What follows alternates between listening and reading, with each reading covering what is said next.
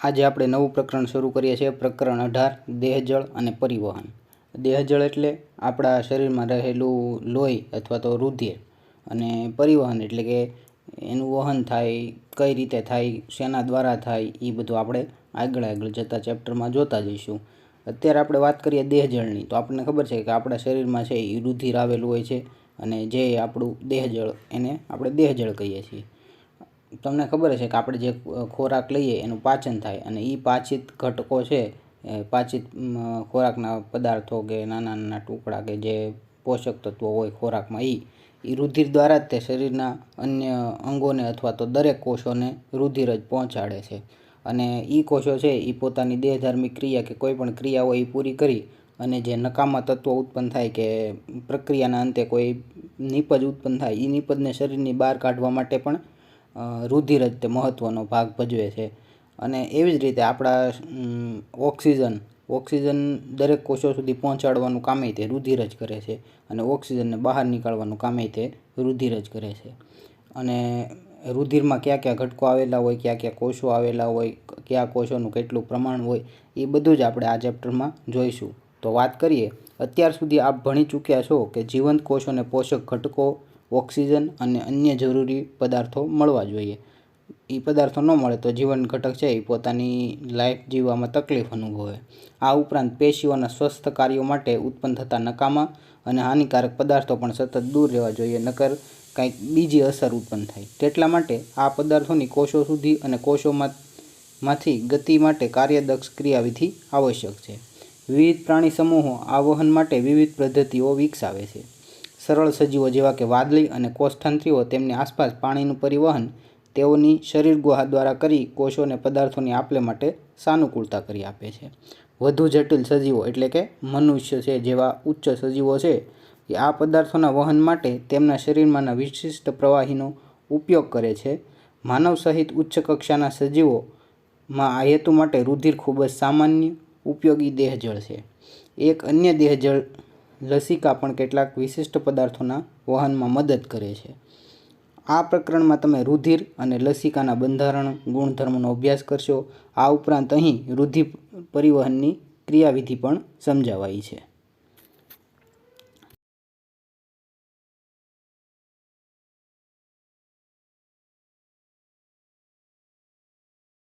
હવે આપણે રુધિર વિશે સવિસ્તાર વાત કરીએ તો રુધિર છે શું?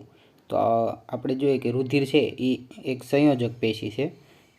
પેશી એટલે શું કે કોઈ ચોક્કસ કોષોનો સમૂહ આવેલો હોય એને પેશી કહેવામાં આવે, અને સંયોજક પેશી એટલે કે વિવિધ અંગોને જોડવાનું કામ કરે એને સંયોજક પેશી કહેવામાં આવે। તો રુધિર છે આપણા શરીરના બધા જ અંગોને કે બધા જ કોષો સાથે જોડાયેલી છે, એટલે એને સંયોજક પેશી કહેવામાં આવે છે। અને વિશિષ્ટ એટલા માટે કહેવામાં આવ્યું છે કે એક પ્રવાહી સ્વરૂપમાં છે, એટલે રુધિર છે એ પ્રવાહી સંયોજક પેશી પણ કહી શકીએ અને વિશિષ્ટ સંયોજક પેશી પણ કહી શકીએ। એના બંધારણમાં કયા કયા ઘટકો આવેલા હોય છે, શેનું પ્રમાણ કેટલું આવેલું છે, એ વાત કરીએ તો જેમાં પ્રવાહી આધારક છે, એટલે કે આધાર સ્વરૂપે પ્રવાહી પદાર્થ આવેલો છે, રુધિર રસ અને અન્ય ઘટકો એટલે કે સંગઠિત સંરચનાઓ જોવા મળે છે। હવે આ વાત કરીએ આપણે કે જે રુધિર રસ જોવા મળે છે એ કેવો હોય, તો રુધિર રસ છે એ એક આછા પીળા રંગનું સ્નિગ્ધ પ્રવાહી છે। બહુ ઘટ્ટ નથી અને બહુ પાતળોય નથી, એવું સ્નિગ્ધ પ્રવાહી છે, જે રુધિરના લગભગ 55% હોય છે। એટલે કે 55% ભાગ છે એ રુધિર રસનો બનેલો હોય છે, અને બાકી 45% ભાગ છે એ રુધિર ઘટકોનો બનેલો હોય છે। રુધિર રસમાં 90 થી 92% પાણી હોય છે। જે આપણે પાણી પીએ છીએ એ જઠર, નાના આંતરડા, મોટા આંતરડા દ્વારા શોષાય અને સીધું રુધિરમાં પડે છે। એ જ પાણી છે એ આ રુધિરમાં જોવા મળે છે। સૌથી મોટા પ્રમાણમાં 90 થી 92% પાણી, 7 થી 8% પ્રોટીન હોય છે। પ્રોટીન હોય છે એ બહુ ઓછા પ્રમાણમાં હોય છે રુધિરમાં। ફાઇબ્રિનોજન, ગ્લોબ્યુલિન્સ અને આલ્બ્યુમિન્સ મુખ્ય પ્રોટીન છે। ફાઇબ્રિનોજન છે એ રુધિરને ગંઠાઈ જવું અથવા તો જામી જવા માટે જરૂરી છે। હવે આપણને કોઈ જગ્યાએ વાગ્યું હોય અથવા તો કોઈ કાપો પીડ્યો હોય તો એ રુધિર છે એ સતત વહેતું નથી, અથવા તો રુધિર છે એ જગ્યાએથી વહેવાનું બંધ કરે એના માટે છે એ ફાઇબ્રિનોજન છે એ બહુ અગત્યનું કામ કરે છે, જે રુધિર ગંઠાવાની ક્રિયા કહેવાય છે। એ રુધિર ગંઠાવાની ક્રિયા ન થાય તો આપણા શરીરનું રુધિર છે એ ખાલી થઈ જાય અને માણસનું મૃત્યુ પણ થઈ શકે છે। એટલે એના માટે ફાઇબ્રિનોજન છે એ બહુ અગત્યનું છે। ગ્લોબ્યુલિન્સ પ્રાથમિક રીતે શરીરની પ્રતિકારક તંત્ર સાથે સંકળાયેલું છે. આપણે ખાઈએ કે કોઈ એમાં કોઈ કીટાણુ અથવા તો વાયરસ આવી ગયો હોય અથવા તો વાતાવરણના સંપર્કમાંથી કોઈ સામાન્ય વાયરસ આપણા શરીરમાં પ્રવેશ પામ્યો હોય તો એના માટે છે એ ગ્લોબ્યુલિન્સ છે એ પ્રાથમિક રીતે એટલે કે થોડાક ઓછા પ્રમાણમાં છે એ આપણા શરીરના પ્રતિકારક તંત્ર સાથે સંકળાયેલા. થોડો નાનો ચેપ લાગ્યો હોય કે કોઈ કીટાણુ, જીવાણુ, વિષાણુ કે વાયરસનો, તો ગ્લોબ્યુલિન છે એ પ્રાથમિક પ્રતિચાર આપે એટલે કે એની સામે લડવા માટે તૈયાર થઈ જાય. આલ્બ્યુમિનનો ઉપયોગ આશ્રુતિના નિયમનમાં થાય છે. હવે આશ્રુતિનું નિયમન એટલે શું કે રુધિરમાં કેટલું પાણી રહેશે, કેટલું નહીં રહે. તો આલ્બ્યુમિન છે એ આશ્રુતિનું નિયમન કરવામાં ભાગ ભજવે કે એટલા પ્રમાણમાં પાણી હોવું જોઈએ, એટલા છે એ આ ઘટકો હોવો જોઈએ, એટલા પ્રમાણમાં આ ઘટકો હોવો જોઈએ, અને આશ્રુતિ બરોબર જળવાઈ રહે એના માટે છે એ આલ્બ્યુમિન કામ કરે છે. બીજા આયનો પણ આવેલા હોય રુધિરમાં, Na, Ca, Mg, SCO3 અને Cl. Glucose, amino acid, lipid વગેરે પણ રુધિરમાં તેની સંક્રમણની અવસ્થામાં જોવા મળે છે.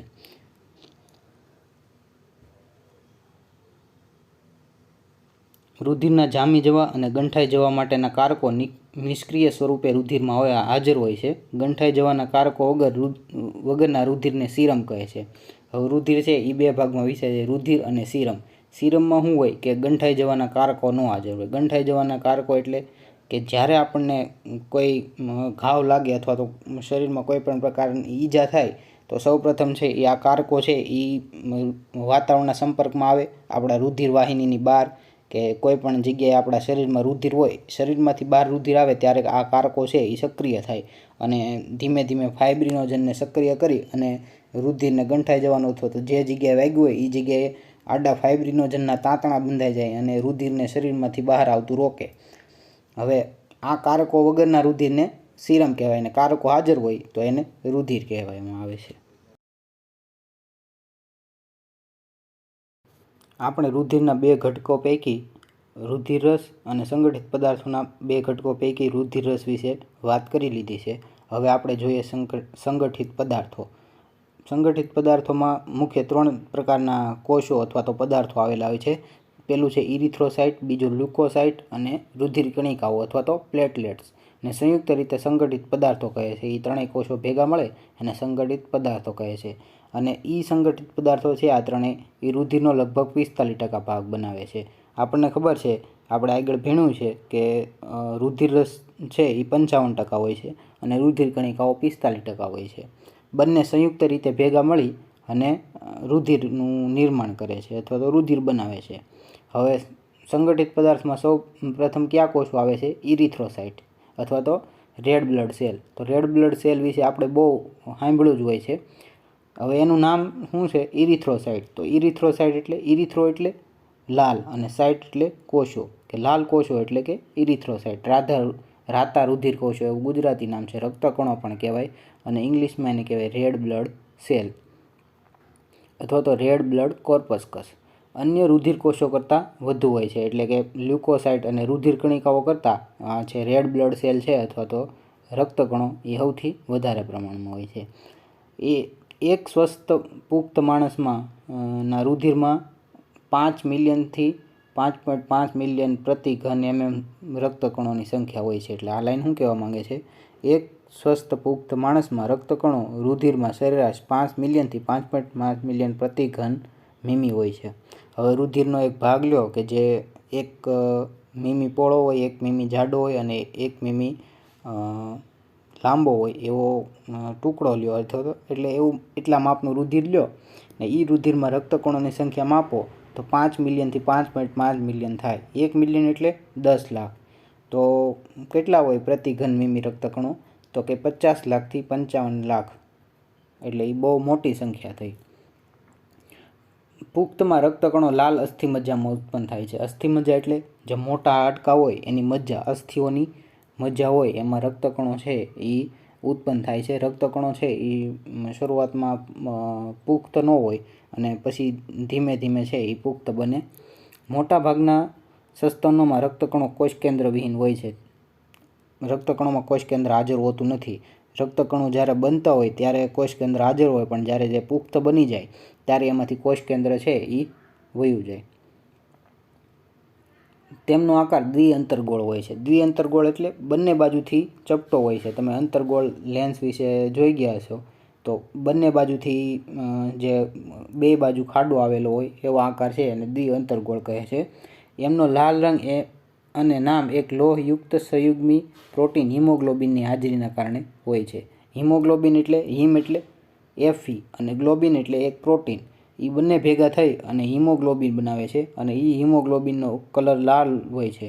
એના કારણે રક્તકણનો કલર લાલ થાય છે અને એના કારણે તે આપણે આ કણને છે એ રાતા રુધિર કણો અથવા તો રક્તકણો કહીએ છીએ. સ્વસ્થ વ્યક્તિમાં દર 100 મિલી રુધિરે 12થી 16 ગ્રામ હિમોગ્લોબિન હોય છે. આ અણુઓ શ્વસન વાયુઓના વહનમાં અગત્યનો ભાગ ભજવે છે. રક્તકણો છે એ O2ના વહનમાં ખૂબ જ અગત્યનો ભાગ ભજવે છે. રક્તકણોનો સરેરાશ જીવનકાળ 120 દિવસનો હોય છે. જ્યારેથી તે ઉત્પન્ન થાય અને મૃત્યુ થાય ત્યાં સુધીનો સમયગાળો છે એ 120 દિવસનો હોય છે. 120 દિવસના અંતરાળમાં તે નાશ પામે છે. ત્યારબાદ તે બરોળમાં નાશ પામે છે. 120 દિવસ જીવે પછી બરોળમાં નાશ પામે છે.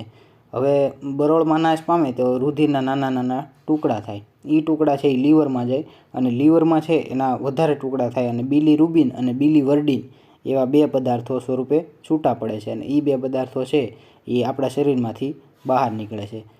બોન મેરોમાં રક્તકણ બને ત્યારે શરૂઆતમાં એને ઇરિથ્રોબ્લાસ્ટ કહેવાય છે. પછી કિડની દ્વારા એક ઇરિથ્રોપોએટિન નામનું હોર્મોન કહીએ કે અથવા તો કોઈ લિક્વિડ આવે છે એ છે એ રક્તકણોમાં ભળે અને B12 અને B9 વિટામિન ભળે અંદર અને પછી છે એ પુખ્ત રક્તકણ બને. રક્તકણોની ખામી થઈ જાય તો આપણે એને એનેમિયા કહીએ છીએ. રક્તકણોમાં હિમોગ્લોબિનની કમી હોય તો આપણે એને એનેમિયા કહીએ છીએ. એ હિમોગ્લોબિનની કમી શેના કારણે હોય તો વિટામિન B12 અને B9ના કારણે. ઇરિથ્રોસાઇટ જોયું આપણે. હવે જોઈએ લ્યુકોસાઇટ. લ્યુકોસાઇટ એટલે એના નામ ઉપરથી લ્યુકો મતલબ કે રંગવિહીન અથવા તો જેમાં કોઈ રંગ ન હોય એવું, અને સાઇટ મતલબ કોષો એટલે કે એનું નામ છે શ્વેતકણ આપણે કહીએ છીએ. હવે રુધિરમાં હિમોગ્લોબિન આવેલું હતું એના કારણે એવો લાલ દેખાતા હતા, પરંતુ લ્યુકોસાઇટમાં એવું કાંઈ નથી કે એમાં હિમોગ્લોબિન આવેલો નથી એટલા માટે છે એ જે લાલ રંગનું દેખાતું નથી અથવા તો એમાં કોઈ બીજો કોઈ પદાર્થ નથી આવેલો એના કારણે પણ એને રંગ મળતો નથી, એટલે કે એવો રંગવિહીન છે. તેથી તે શ્વેત રુધિર કોષો અથવા તો શ્વેતકણો કહેવાય. શ્વેતકણોનું ઇંગ્લિશ નામ છે વ્હાઇટ બ્લડ સેલ અથવા તો લ્યુકોસાઇટ તરીકે પણ ઓળખાય છે. તેઓ કોષ કેન્દ્રયુક્ત અને તુલનાત્મક રીતે ઓછા છે.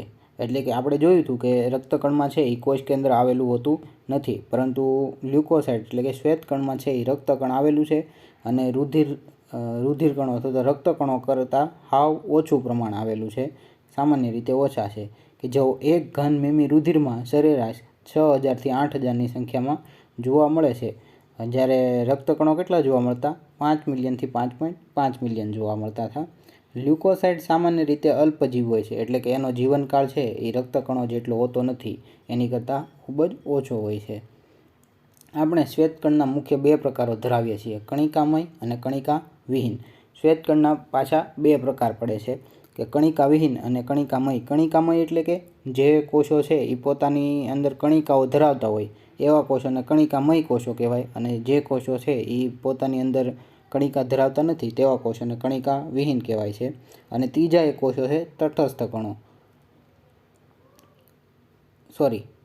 કણો, ઇઓસિનોફિલ અને બેઝોફિલ છે એ વિવિધ પ્રકારના કણિકામય કોષો છે. કણિકામય કોષો છે એના 3 પ્રકાર છે, તટસ્થ કણો, ઇઓસિનોફિલ અને બેઝોફિલ. હવે આ નામ શેના ઉપરથી પીણા? ઇઓસિનોફિલ છે એ એસિડિક સ્ટેન થાય, એટલે કે આપણે જો કોઈ કોષોને જોવો હોય, તમે રક્તકણોને જોવો હોય તો રક્તકણો છે એને સ્લાઇડ ઉપર લ્યો, એની ઉપર કોઈ સ્ટેન નાખો, અભિરંજક કરો, એની ઉપર કોઈ અભિરંજક નાખો અને એ અભિરંજક છે એ રક્તકણો અથવા તો કોઈ પણ કોષો છે એ શોષી લે અને એ કલર છે એ આપણને માઇક્રોસ્કોપમાં જોવાથી દેખાય. તો એવી રીતે છે ઇઓસિનોફિલ છે એ એસિડિક સ્ટેન હોય અથવા તો એસિડિક અભિરંજક હોય એનાથી અભિરંજિત થતા હોય છે. બેઝોફિલ છે એ બેઝિક અભિરંજક છે એનાથી અભિરંજિત થાય છે. અને તટસ્થ કણો છે એ બંને પ્રકારના અભિરંજકથી અભિરંજિત થતા હોય છે, એટલા માટે એને તટસ્થ કણો કહેવામાં આવે છે.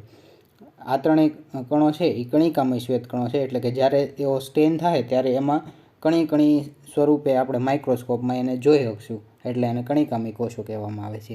હવે જ્યારે લિમ્ફોસાઇટ અને મોનોસાઇટ, લિમ્ફોસાઇટ એટલે કે લસિકા કણો અને મોનોસાઇટ એટલે કે એક કેન્દ્રીય કણો છે એ કણિકાવિહીન કોષો હશે લ્યુકોસાઇટના એટલે કે શ્વેતકણના. તટસ્થ કણો છે એ કુલ શ્વેત કણોના સૌથી વધુ પ્રમાણમાં આવેલા હોય છે, એટલે કે કણિકામય કોષોના 3 પ્રકારમાંથી એક પ્રકાર છે તટસ્થ કણો, એ સૌથી વધારે પ્રમાણમાં આવેલા હોય છે. કેટલા પ્રમાણમાં આવેલા હોય છે? 60થી 65 પ્રમાણમાં. એ પ્રમાણ એનું છે તો કે લ્યુકોસાઇટનું. જ્યારે બેઝોફિલ સૌથી ઓછા એટલે કે 0.5થી 1 પ્રમાણમાં આવેલા હોય છે. તટસ્થ કણો અને એક કેન્દ્રીય કણો કે જેનું પ્રમાણ 6થી 8% થાય છે એ ભક્ષક કોષો છે. શરીરમાં પ્રવેશતા સૂક્ષ્મજીવોનો વિનાશ કરે છે. શરીરમાં આપણે ખોરાકની સાથે, પાણીની સાથે કોઈ પણ સૂક્ષ્મજીવ અથવા તો કોઈ આપણને શરીરને નુકસાન કરે એવો સજીવ જો પ્રવેશ પામી ગયો હોય તો આ તટસ્થ કણો અને એક કેન્દ્રીય કણો છે એ ભક્ષક કોષો તરીકે વર્તે અને એ કોષોનો ખાઈ જાય અથવા તો ભક્ષણ કરી જાય અને આપણા શરીરને છે એ સૂક્ષ્મજીવો સાથે અથવા તો કોઈ વિષાણુ કે જીવાણુ સાથેથી આપણને બસાવે અથવા તો સામે રક્ષણ આપે. બેઝોફિલ હિસ્ટેમાઇન, સેરોટોનિન, હિપેરેનિન વગેરેનો સ્ત્રાવ કરે છે. આ બેઝોફિલ કણો છે એ 3 પ્રકારના રસાયણોનો સ્ત્રાવ કરે છે. એક છે હિસ્ટેમાઇન, એક છે સેરોટોનિન અને એક છે હિપેરિન. એની કાર્ય છે આપણે જોઈએ તો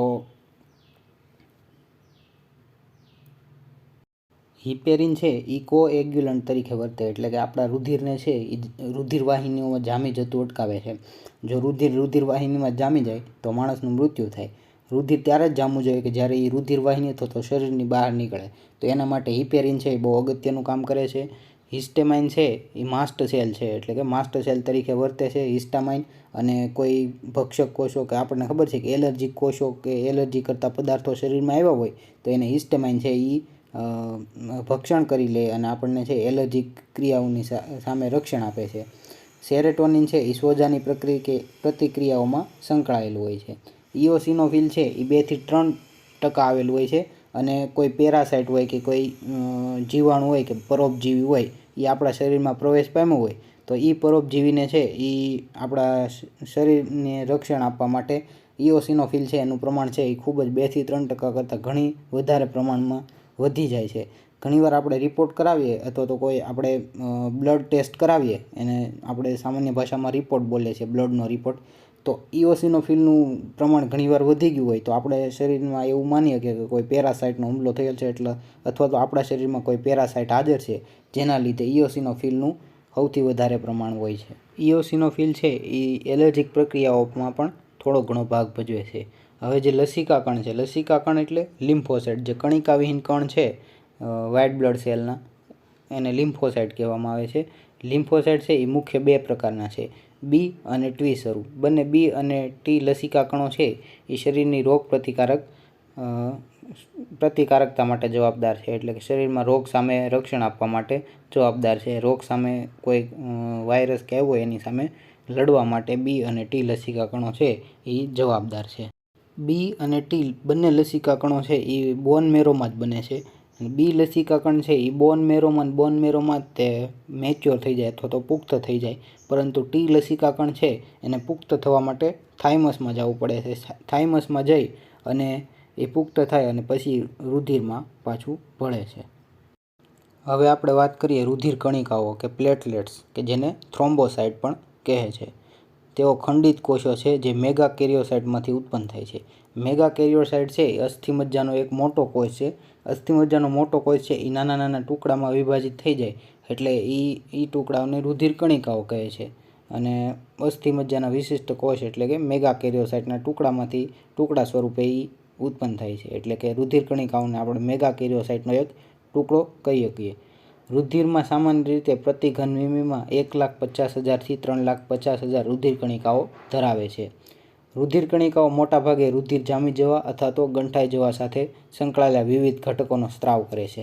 રુધિરની જામવાની ક્રિયામાં જે ઘટકોની જરૂર પડે એ ઘટકો છે એ રુધિર કણિકાઓ છે એ ઉત્પન્ન કરે છે.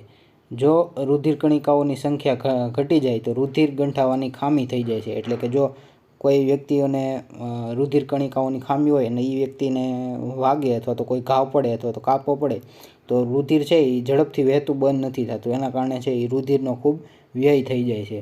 જે રુધિરનો વધુ પડતો વ્યય થઈ જાય તો આપણને ખબર છે કે રુધિર વગર માણસ છે એ લાંબો સમય જીવી શકે નહીં, થોડાક મિનિટોમાં જ તે એમનું